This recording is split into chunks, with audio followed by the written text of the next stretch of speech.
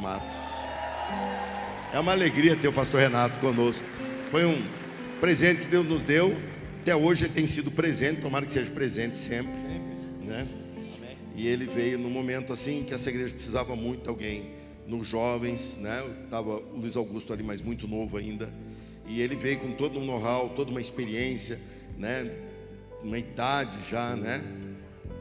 Muitos anos, né? Muita vivência.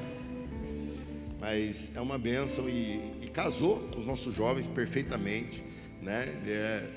Ele é mais doido que os jovens, e isso é muito bom. Isso é muito bom para a juventude. E eu quero fazer uma oração por ele, junto com você. E nosso presente para ele é deixar ele fazer aquilo que ele mais ama fazer, que é pregar a palavra de Deus, né? Então nós vamos nos privilegiar aí com ele, abençoando a nossa vida, né? Tanto ele, a família dele é uma bênção aqui na nossa igreja. Mas hoje em especial o aniversário, 44 anos, gente. Do Vande eu não falei, do Diante eu não falei. 44, né? Do Vande eu não falei idade, porque o pastor Vanderlei está fazendo aniversário hoje também. Mas o pastor Vanderlei já são muitos anos. Ele falou, fala a idade, pastor. Eu falei, é feio, Vanderlei, essa idade a gente já não... Depois de 50 a gente para de contar, né? Mas o Renato ainda está na casa dos 40, ainda dá para contar, né? Todo jovial aí, com roupa assim, soltinha assim. Bonito, bonito. Vamos orar, gente, levanta a mão em direção a ele. Senhor, te agradecemos pela vida do teu filho, que jovenzinho ainda disse sim para o teu chamado. Senhor, muito obrigado a Deus, porque ele entendeu a importância disso e já edificou a sua família formatada para serem servos do Senhor.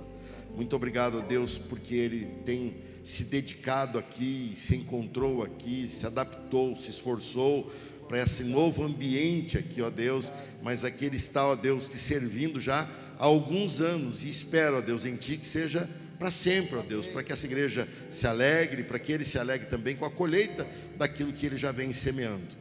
Abençoamos, ó Deus, a sua vida, para que ele possa cumprir o seu objetivo e colher aquilo que o Senhor tem para ele, em nome de Jesus, amém. Amém. Podeis assentar, irmãos, é bênção.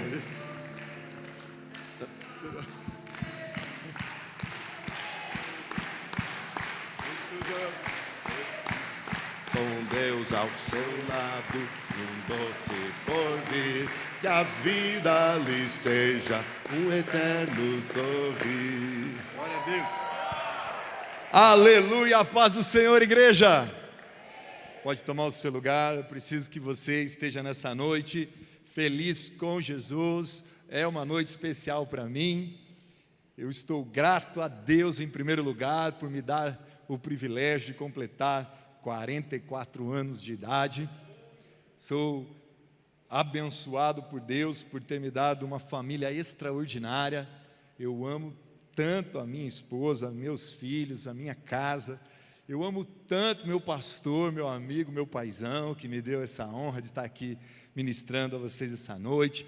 Essa igreja que encheu meu WhatsApp de mensagens. Eu nem consegui responder todas as mensagens, mas muito obrigado mesmo. Amo de verdade a vida de vocês, e a forma que eu posso retribuir é dando o meu melhor para honrar a Deus, servindo a você, servindo os seus filhos no Ministério de Jovens, servindo aonde o Senhor nos enviar, principalmente para o propósito que Ele tem para nós como igreja na cidade de Campinas e quem sabe no mundo, amém, meus irmãos? Eu creio que a Igreja Batista das Amoreiras é uma igreja local com influência global, e nós vamos viver essa promessa de Deus que está sobre nós, amém? Eu não sabia o que o pastor ia pregar na virada, mas ele deu um spoiler aqui para nós e nós não combinamos. Mas quando eu soube que eu iria ministrar hoje, fui orar ao Senhor e o Senhor colocou uma palavra no meu coração, que também vai falar um pouco sobre o tempo. Então eu quero que você se sinta abençoado e entenda que é o Senhor querendo ministrar para você o novo tempo dele para a sua vida, amém, meus irmãos? O que Deus colocou no meu coração, o título dessa mensagem que eu quero já compartilhar com você é: o Deus que fala com o teu futuro. Eu quero apresentar para aqueles, nesse tempo de final de ano, que há um Deus todo-poderoso e que fala com o teu futuro. E eu espero que você seja muito abençoado. Para respaldar isso que nós falaremos aqui na palavra de Deus, eu pedi para que nós colocássemos duas versões, porque eu vou ler a revista Almeida, Revista Atualizada, depois eu vou ler a nossa NVT aqui, porque uma complementa o entendimento da outra. O texto está em Efésios capítulo 5, versículo de 15 e 16, diz assim a versão ARA: portanto, vede prudentemente como andais, não como nécios, e sim como sábios, remindo o tempo, porque os dias são o quê?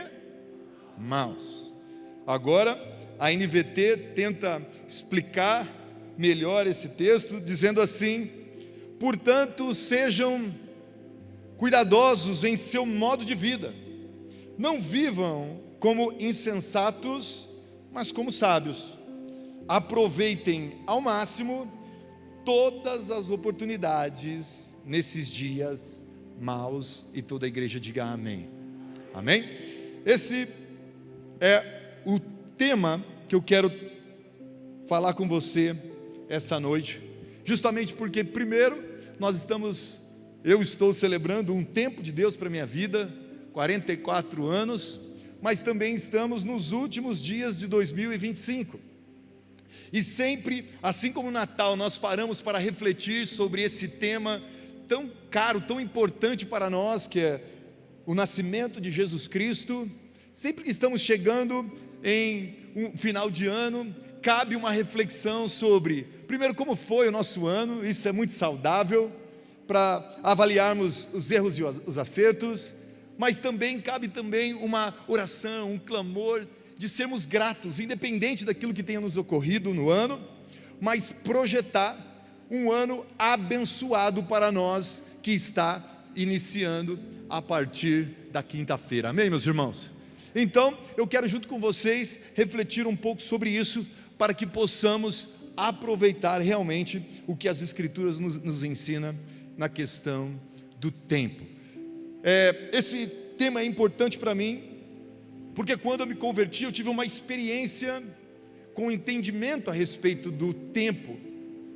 Foi uma experiência com Deus, no qual eu vi o tempo que eu tinha de vida até minha conversão passar diante dos meus olhos, e era como se o Senhor mostrasse para mim o meu passado, que tinha sido um passado que não agradava, embora eu era novo ainda, 15 anos de idade, mas eu já tinha aprontado e tinha vivido de coisas muito ruins para um adolescente. Mas quando eu me converto, o Senhor age sobre a minha vida e me dá uma percepção nova a respeito do meu futuro. Eu que não planejava, eu que não tinha ideia, eu que não via perspectiva de futuro, quando eu tenho um encontro com Jesus, tudo muda. E a esperança, a expectativa, os sonhos começam a saltar dentro de mim, e eu passo a caminhar debaixo não daquilo que eu vivia até aquele momento em meu passado, mas com base naquilo que o Senhor ia falando, ia me ensinando, ia me prometendo, ia revelando aos poucos o que Ele tinha para a minha vida. E ao viver assim, nós somos impactados por uma realidade transformadora. E o nosso ponto importante da nossa conversão justamente está aí: como passamos a lidar, depois de nos convertermos, com o tempo. Algo que todos nós temos, algo que serve igualmente para todos, mas nem todos o utilizam da melhor forma. Por isso, a palavra de Deus que nós lemos em Efésios diz que nós devemos remir o tempo. E a primeira questão que eu deixo para você é: o tempo está se aproveitando de você, ou você está aproveitando o tempo que Deus lhe deu? Primeiro, eu gostaria de alinhar justamente isso com você, sobre bases fundamentais sobre o tempo. Quando somos crianças, não temos muita noção do que é o tempo. Nós respondemos mais a um relógio chamado como relógio biológico. Dormimos quando nós queremos dormir, temos fome na hora que temos fome, choramos na hora que queremos chorar, não nos preocupamos com responsabilidades nem nada. O tempo para nós não tem muito sentido, não é compreendido, e nós passamos a viver segundo o instinto humano e natural.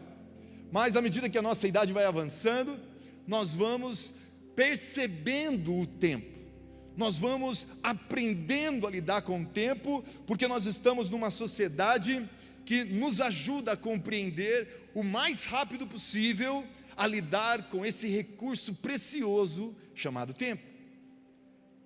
Nós percebemos que nós temos hora para acordar e começamos a ir para a escola e entendemos que temos tarefas a cumprir, tempo para entregar trabalhos, e se nós não fazemos, somos punidos, penalizados e sofremos consequência, se não organizamos muito bem o tempo e as entregas. E isso vai ensinando para nós que o mundo no qual estamos, ele está organizado com base numa vida comum, em um relacionamento social, aonde temos o cronômetro para que todos nós venhamos nos organizar segundo isso. Uma coisa é quando você é criança, mas você percebe a sua capacidade de percepção quando você vai amadurecendo. Quando você chega aos 20 anos, eu me lembro, não faz tanto tempo assim, mas eu me lembro quando eu tinha os 20 anos, que eu já sabia todas as respostas do mundo. Eu já era o dono da verdade, minha vida estava completamente organizada, e eu já via aqueles mais maduros um pouco perdidos, e eu falava: por que estão perdidos? Viver é tão fácil, viver é tão simples, vem a mim. Geralmente os jovens falam isso: deixa que eu te ensino, pai, como viver, deixa que eu te ensino, mãe, eu sei de tudo. Até que esses jovens chegam aos 30 anos, e Deus abençoou o nosso ministério, que nós temos um relacionamento profundo com pastores evangelistas na classe dos 25 mais, vamos falar assim. Nós temos os nossos evangelistas de 30 anos, nós temos a galera dos 40, que é uma turminha boa, e nós temos a turma dos 50, e nós temos o nosso pastor emérito, pastor Jorge, que está um pouco acima dos 90. O nosso ministério é rico por causa disso, porque cada um, em seu tempo de vida, tem uma percepção diferente justamente disso, e ao viver e ao trocar essas experiências, nós aprendemos e nos relacionamos uns com os outros. Com 30 anos, você cai na realidade. Você que aos 20 achou que já sabia tudo, aos 30 você descobre que não sabe muita coisa. Aquilo que você tinha planejado, aquilo que você tinha organizado na sua vida, começa a desaparecer bem diante dos seus olhos. E você não está ainda completamente rico como você imaginou que teria. Você não está às vezes casado ou casada como imaginou que teria, que já estaria. Você não está vivendo tudo aquilo que você achou que já dominava. E aquilo começa a dar uma sensação de tristeza, desânimo, até que a vida te empurra para os 40, e nos 40, aí você chega a uma conclusão que o tempo é cruel. 40 anos passou tão rápido, e agora bate aquele desespero: estou no meio da vida agora eu tenho mais pouco tempo pela frente, então eu vou, basicamente, segundo as estatísticas, eu vou viver no Brasil, próximo de 80 anos. Nossa expectativa de vida está em 73 anos, mas eu acredito que com o avanço da medicina, 80 anos vai ser a expectativa de vida. Mas então eu estou basicamente no fluxo da metade, e ali a gente chega a uma conclusão: falta pouco. E o tempo que já passou, nós olhamos para trás e você pensa: eu tinha energia, eu tinha saúde, eu tinha força, eu tinha convicção, e não consegui construir todos os meus sonhos ou realizar tudo. E agora, com o pouco tempo que me resta, como eu vou conseguir? E de acordo com a ciência, principalmente áreas da psicologia, vai chamar que tem a crise dos 40, e justamente é isso: quando olha-se para o passado e tem uma percepção, de acordo com o passado, que o futuro não reservará muitas coisas diferentes. E aí bate aquele desespero, porque não comprou ainda a sua casa, porque não estabeleceu ainda a realização dos seus sonhos. E então vem os 50. Nos 50 a pessoa já chegou a um lugar aonde ela começa a se importar um pouco menos com o que os outros falam, com o que os outros pensam, e a sua percepção de tempo é: eu preciso correr, eu preciso realizar ainda aquilo que Deus me chamou para fazer, e eu preciso trabalhar. E isso nós vemos acontecer cada dia mais, aonde eu tenho pouco tempo, eu preciso fazer, eu preciso corresponder para que eu possa entregar ao Senhor a carreira que foi determinada para mim. Quando chega nos 60 em diante, aí você já não se preocupa com mais nada e com ninguém, você já está preparando a sua morada eterna, amém, meus irmãos? Aí você provavelmente já parou, tirou um pouco o pé, aqueles que puderam já se aposentou. Então a percepção do tempo para você que está chegando ou já passou dos 60 é muito diferente daqueles que estão com 20 anos, e o próprio Einstein nos ensina sobre isso, que a percepção do tempo ela é relativa. E ele deixou um exemplo muito legal, ele deixou vários exemplos para tentar explicar isso de uma forma clara. Ele diz assim, não ele diz, mas o que ele ensina é a percepção do tempo. Você segurando uma panela quente em sua mão, você percebe um minuto passar diferente de que se você tiver, por exemplo, um minuto no Instagram ou na internet. Você vai perceber que um minuto com a panela queimando em sua mão é um desespero, é difícil, parece que não acaba nunca. Sim ou não, meus irmãos? Sim ou não? Agora, um minuto que você entra nas suas redes sociais, você percebe passar? Não. Por quê? Porque a nossa percepção do tempo, por incrível que pareça, é totalmente influenciada pelas nossas emoções. Então nós percebemos que se nós estamos num lugar chato, o tempo parece que não passa. Espero que não seja o seu caso hoje. Mas quando você está numa palestra chata, ou você está fazendo um trabalho repetitivo lá no seu trabalho, você olha no seu relógio e você fala: meu Deus, só passou 7 minutos, parece que já faz uma eternidade que eu estou fazendo isso. Agora, quando você está fazendo algo que ama, algo que gosta, quando você está na presença do Senhor, para mim, o tempo voa quando eu estou na presença do Senhor, e às vezes eu me perco um pouco nisso. Parece que uma hora é imperceptível, some, voa. Então nós entendemos que se estamos tristes, o tempo não passa. Se estamos felizes, o tempo voa. Deixando uma lição poderosa para nós, é que a percepção do tempo, ela muda segundo como estamos nos sentindo. E isso é valioso, porque a cultura tenta ensinar, tenta explicar, tenta mostrar todos esses valores e a importância do tempo para toda a sociedade. E aí você vai estudar um pouco sobre o valor do tempo. Eu peguei aqui alguns dados bem rápidos. Nós precisamos de 200 horas com uma pessoa para transformar essa pessoa sair dela de conhecida para amigo. Você percebe que no acampamento, a galera chega lá no acampamento de jovens, não se conhecem muito bem, não se entendem muito, não sabem o nome um do outro tal, mas começam a se relacionar, a dormir juntos, acordam juntos, brincam juntos, oram juntos, buscam Deus juntos. E aqueles que não se conheciam quando chegaram, por passar tempo juntos, agora são amigos. Amém, meus irmãos? Amém ou não? Então, se você quer ter um amigo de verdade, grude em alguém. Você vai precisar andar com essa pessoa. Há um termo aí no mundo que diz que para conhecer uma pessoa de verdade, você tem que comer 1 quilo de sal com essa pessoa, justamente para se referenciar o tempo que demora para se conhecer verdadeiramente alguém. Não só isso, as universidades dizem antigamente que para criar um hábito precisava de um certo tempo.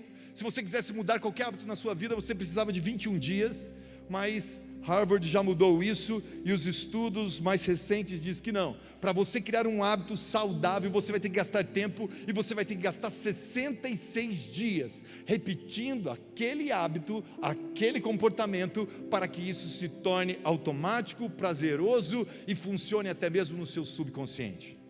Então, se você quer fazer alguma coisa bem, com excelência, você vai ter que gastar tempo se preparando e fazendo isso. Amém ou não, meus irmãos? E se você quer ter um relacionamento com Deus, isso serve também para a sua vida espiritual. Se você quiser ter uma profundidade, um relacionamento com Deus, você terá que gastar tempo com Deus, investir tempo em seu relacionamento com Deus. Você vai ter que fazer os devocionais, ter a leitura bíblica, você vai ter que participar mais vezes aos cultos, você vai ter que buscar tempo de oração, para que esse tempo que você tem com Deus se torne poderoso, transformador, gere em você um hábito e permita que você o conheça mais e mais profundamente a cada dia. Você está encerrando um ano, e uma pergunta que você deve fazer para si é se esse ano, esses 365 dias que você passará no ano 2025, você cresceu em seu relacionamento com Deus, você teve mais tempo com Ele, mais intimidade com Ele, se você teve mais profundidade em Deus ou não. Se você não conseguiu crescer, se parecer mais com Cristo, se Deus não te ensinou coisas importantes e valiosas que você vai levar para o resto da sua vida, então pode ser que você tenha tido um ano perdido. O nosso objetivo é justamente esse: usar o tempo ao nosso favor para construir coisas eternas. Amém? Vivemos uma cultura de distração e fragmentação da nossa atenção.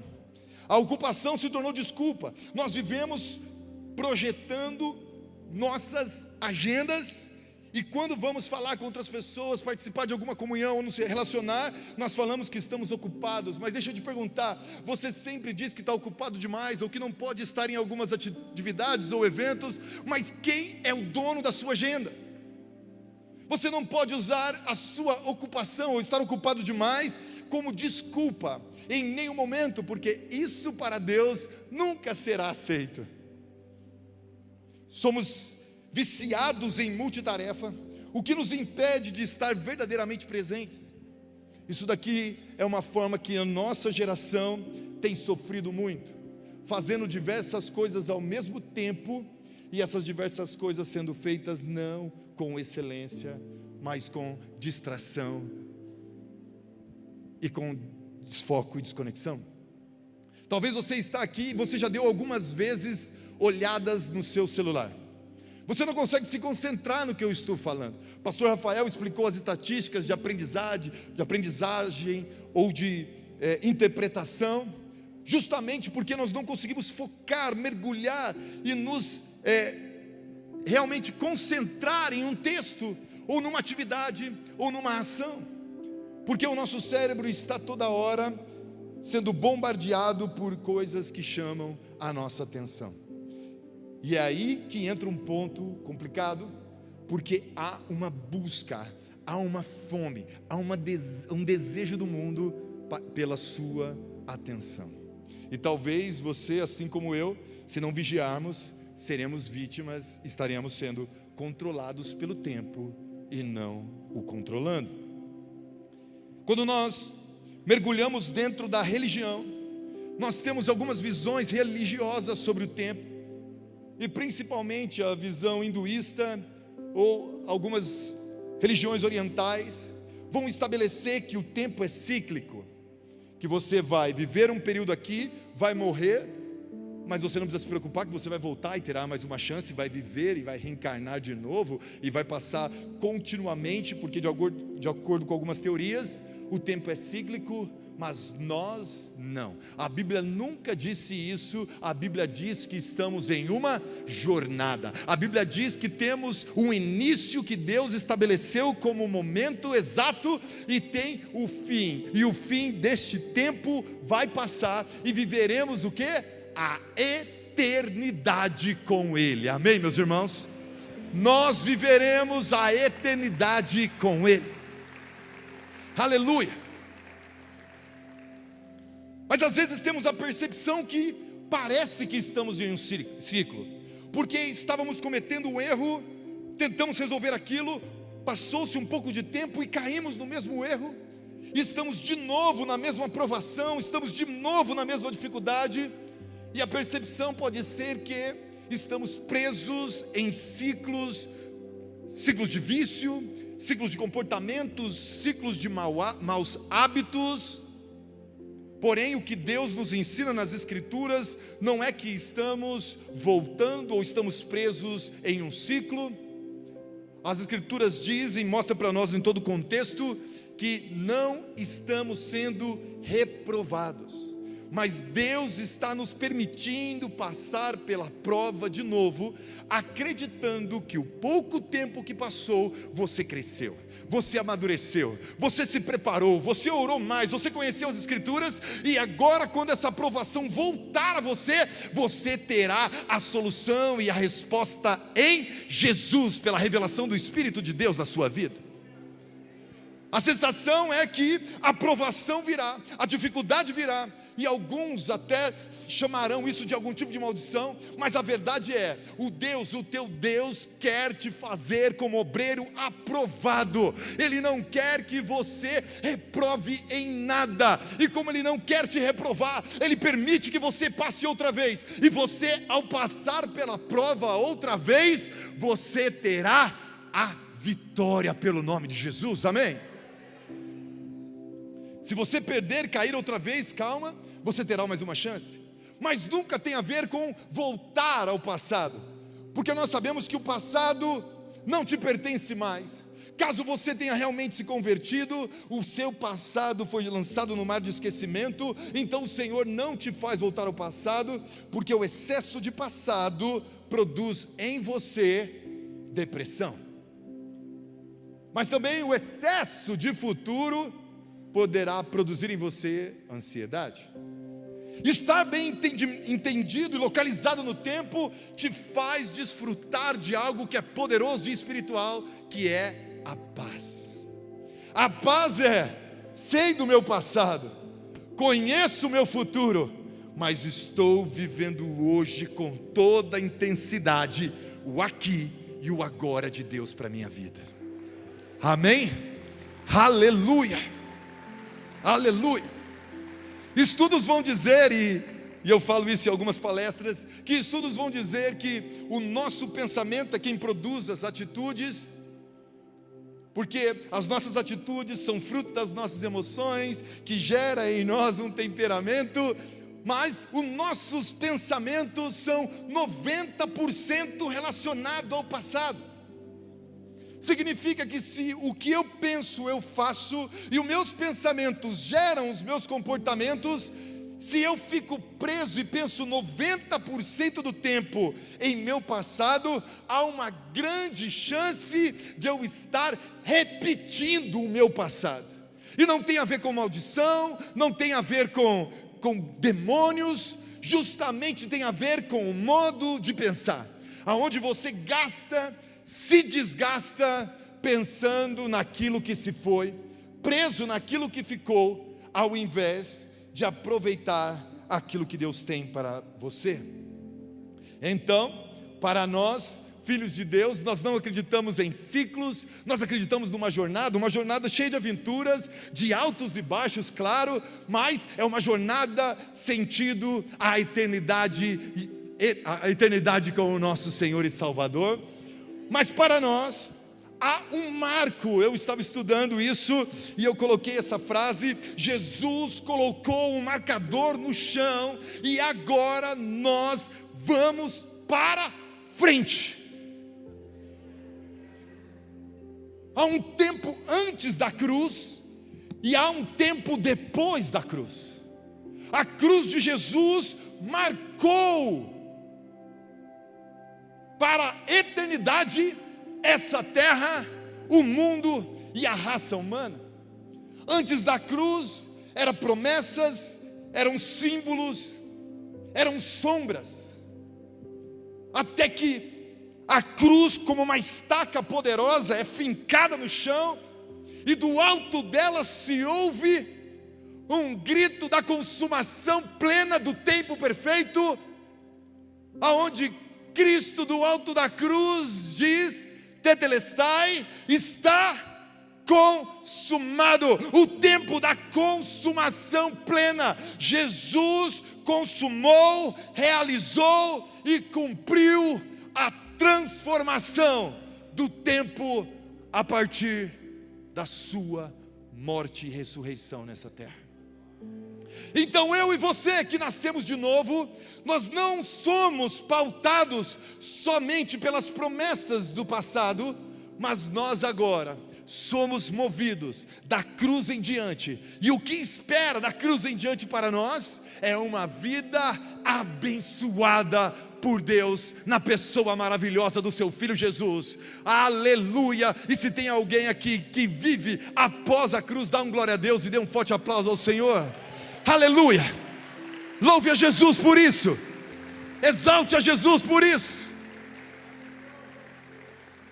Na cruz tudo se cumpriu e despertou em nós o que Eclesiastes capítulo 3 versículo 11 diz: pôs Deus a eternidade no coração do homem. Pôs Deus a eternidade no coração do homem. A cruz colocou algo dentro de você que você não sabe muito bem o que é. Você não entende completamente esse conceito, mas você sabe que está aí. E o que está aí? Um desejo, uma fome, uma compreensão de querer entender melhor o que é a eternidade. Pois na verdade, o que estamos vivendo aqui é só o princípio da eternidade que Deus tem para nós. E o tempo para nós é somente o start, o começo de uma vida eterna com Ele. Isso nos fascina, isso nos dá desejo, isso nos faz buscar ao Senhor, porque em nós há um grito pela eternidade. Alguma coisa diz, e eu creio que é o Espírito Santo, que a sua vida não vai acabar aqui, que não é tudo em vão o que você está fazendo, construindo, buscando no Senhor. Alguma coisa diz aí dentro de você que você é eterno a partir do momento em que Deus o criou, e que você viverá a eternidade em algum lugar. E eu acredito que você viverá a eternidade no céu, amém, meus irmãos? Então nós entramos no texto que eu usei como base, Efésios capítulo 5, versículo 15, diz assim: tenham cuidado com a maneira que vocês vivem, que não seja como insensatos, mas como sábios, aproveitando o máximo cada oportunidade, remindo o tempo, porque os dias são maus. De acordo com o nosso entendimento sobre o tempo é como um rio com uma forte correnteza, que ou você está nadando, avançando sobre o rio, ou você, ao parar, será levado para trás. O tempo está em movimento, o mundo está em movimento, tudo em você está em movimento. O que precisa mover-se então é a sua fé, as suas ações, a sua intelectualidade, a sua busca, para que esse rio não te leve para trás. E é justamente isso que o apóstolo Paulo nos ensina.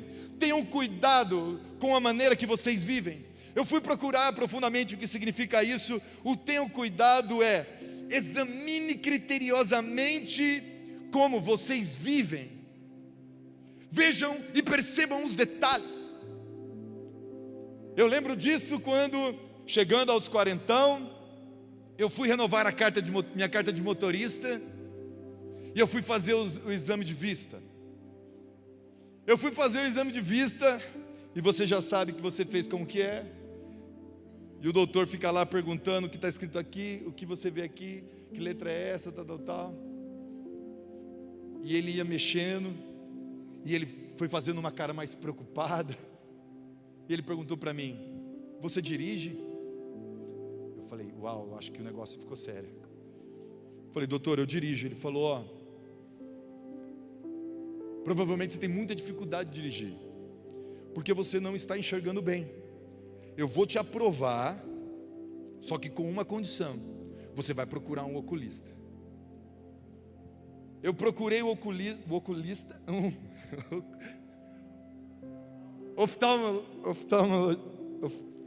oftalmologista, O oftalmo, vai, vamos falar, que já tem intimidade com ele. E então fiz os testes e peguei o óculos. Irmãos, o que foi aquilo? Eu conseguia ver verrugas, eu conseguia ver cicatrizes, eu conseguia enxergar o semáforo à noite, eu conseguia ver as placas. Eu achava, e eu falava para a Lu, eu sempre achei que era tudo assim, porque eu sempre enxerguei tudo embaçado. Quando eu coloquei o óculos, eu pude ver com detalhes, deixando claro que a minha visão mudou, a partir da percepção de uma nova maneira de ver, utilizando os óculos. E quando você nasce em Cristo, é isso que o apóstolo Paulo diz para você. Você precisará colocar os óculos para ver os detalhes, as nuances, as mínimas coisas que está relacionado com o seu modo de viver. E ele deixa claro que o propósito de você examinar o seu modo de viver detalhadamente é porque só assim você conseguirá remir, valorizar e aproveitar com toda intensidade o tempo. E que tempo é esse, de acordo com as Escrituras? Não é o cronos, o cronológico, o cronômetro, que é um tempo sequencial, ensinado para nós pela filosofia, pela física e por tudo mais. Nessa palavra original é remir o tempo, e a NVT colocou como oportunidade, porque realmente é a palavra kairos, que é o tempo da oportunidade de Deus para mim e para você. O apóstolo Paulo está dizendo: examine criteriosamente o seu modo de viver, porque assim você vai entrar no tempo kairos de Deus para a sua vida, e você será um resgatador, um remissor, um comprador de momentos e oportunidades de Deus para você. Você não verá os seus dias passar pelos seus olhos, você viverá o tempo perfeito da oportunidade de Deus para a sua vida. E eu creio que é este kairos que o Senhor tem para mim e para você, nesse tempo que estamos entrando. O Senhor tem um tempo perfeito. O kairos não tem a ver com o cronômetro, o kairos tem a ver com a ação do céu sobre a terra. O kairos tem a ver com a janela espiritual, onde o favor de Deus é implementado. E a partir daquele tempo, ao entrar no kairos de Deus, nós começamos a remir, nós começamos a comprar. A palavra remir é a mesma utilizada no original para adquirir de volta, muito utilizada para comprar escravos ou resgatar alimentos do mercado. É muito interessante isso. Então, para nós resgatarmos tempos de eternidade para nós, desse mundo que se perde, o apóstolo nos ensina que o Senhor deu a nós a unção, a graça, a sabedoria e o Espírito que nos capacita a remir e entrar no tempo kairos de Deus para nós. E aí eu pergunto: existe alguém aqui que gostaria de entrar no tempo perfeito de Deus para a sua vida? Cadê? Aleluia. Deus não fala com o seu passado ou com as suas limitações atuais. O Deus que fala com você a partir do futuro, o Deus que fala com você com o futuro, é porque Ele já sabe, Ele estando fora do tempo, Ele consegue te chamar para uma visão extraordinária do lugar onde Ele está. E eu quero falar rapidamente a respeito de dois homens que foram diversas vezes pregados aqui, ensinados no nosso púlpito esse ano: Moisés e Gideão. Moisés e Gideão, ao encontrar-se nesse kairos de Deus, nesse tempo perfeito de Deus, ao ter ali o seu encontro, o Senhor se revela a eles e ambos têm o mesmo comportamento.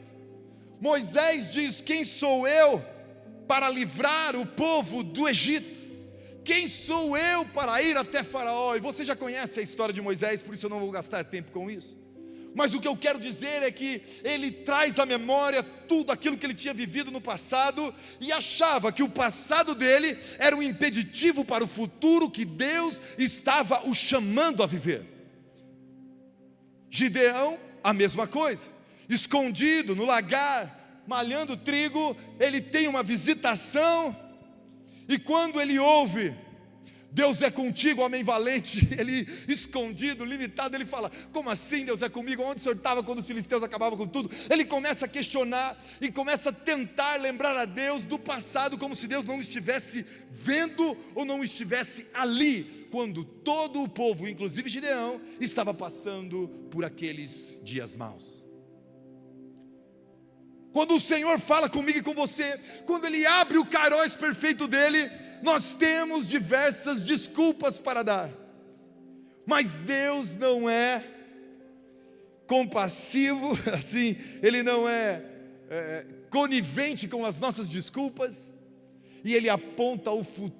Quando Ele fala comigo e com você, Ele falando para Gideão valente, mesmo escondido, é porque Ele estava falando a respeito do futuro. Quando Ele fala para Moisés que Ele libertaria todo o povo, é porque Deus já tinha visto o futuro completo. Então o Kairos pleno de Deus é quando você ouve a voz de Deus te chamar de um lugar que você ainda não conhece, para um lugar que você ainda vai experimentar, e você por vezes tem utilizado de muitas desculpas, ou até mesmo de passado, para dizer que não merece, para dizer que não pode responder sim e um amém a Deus, para dizer que não pode viver aquilo que Ele prometeu para a sua vida. Mas hoje, como boca de Deus para você, eu quero declarar isso: não importa o que passou, não importa aquilo que você viveu, ou aonde você ficou escondido, ou o que você aprontou, viveu no Egito. Ouça o que Deus diz para nós, igreja: o importante é que Ele está chamando você do futuro onde Ele está, e o futuro que Ele tem para você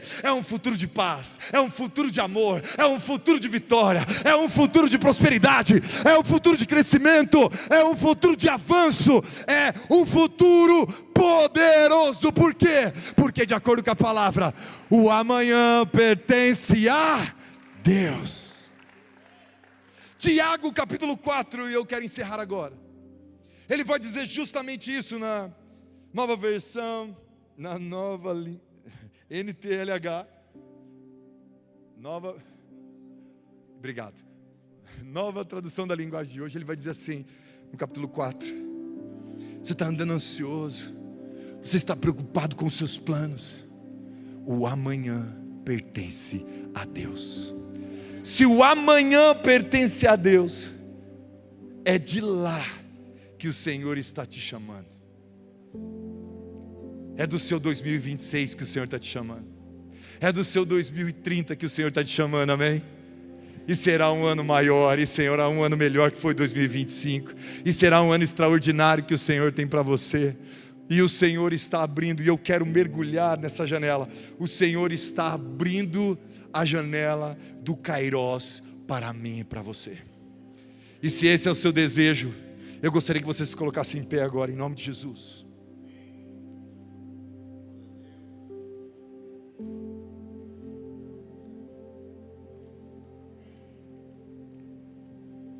Algumas pessoas, como eu disse, ficam ansiosas pelo futuro, ficam ansiosas, mas olha o que Deus te diz: eu estou chamando você do futuro que o Senhor planejou para você. Eu gostaria que você dissesse: olá futuro. Pode falar: olá futuro. Eu não tenho medo de você. Pode falar com mais força, diz: olá futuro. Eu não tenho medo de você, porque você pertence ao meu Deus. E eu gostaria que você falasse com o seu passado: adeus passado, tchau passado, você não pertence mais a mim. O que me interessa é o que Deus tem para mim a partir da cruz. Então feche os seus olhos, eu quero fazer uma oração por você. Pai,